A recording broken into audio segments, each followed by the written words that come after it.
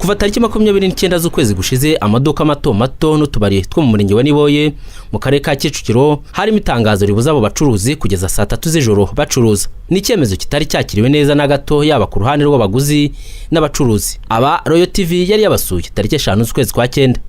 Ariko ni mansanze hafunzwe saa 3 kandi abantu bemerewe gukora 28 kugira ngo twikure mu bukene.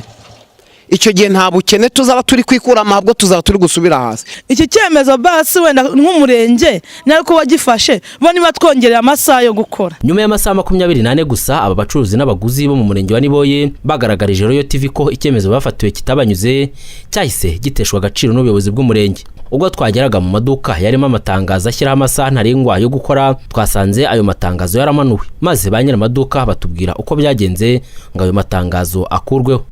Baraje mu buke bwa mwaraye muhavuye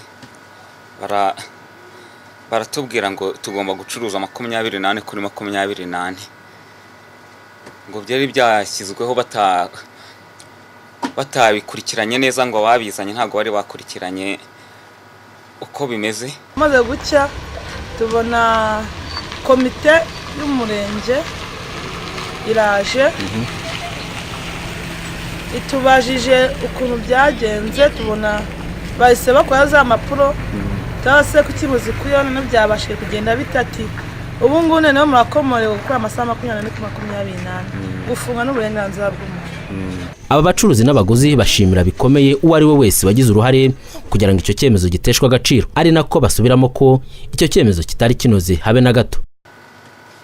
Mwarakoze cyane, mujye mukomeza mudukorera ubuvugizi kuko ni mwe amaso yacu.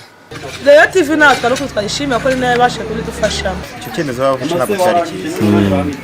Niba rero babashe kugikuraho bitewe n'ubuvugizi mwakoze, numva ko byabaye byiza cyane kandi nabo mwabikureye barabyumvishije, nabo mwabibwiye barabyumvishije. Numva ko ari byiza rero bikwiye ko bagombye gukora 28 kuri 28 umuntu bishoboye ku gihugu cyacu gifite umutekano.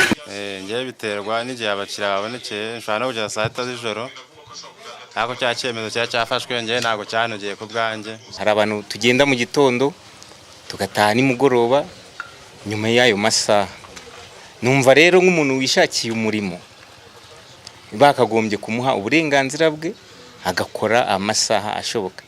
Niba hano muri Niboye byari byabaye ngiye numva atari byiza, ariko niba barabikuyeho ni byiza cyane kuko nkuko bavuze ko umuntu agomba kuba mugani gushakisha uburyo yabaho, icyo umuntu yakora nuko atarengera. Ubuyobozi bw'umurenge wa Niboye busobanura iby'icyo cyemezo bwari bwavuze ko gufunga saa 3 z'ijoro bireba utubari tutujuje ibyangombwa. Nyamara ayo matangazo yanagaragaraga mu maduka acuruza ibiribwa, ibintu umurenge wa Niboye usobanura ko habayeho ukwitiranya.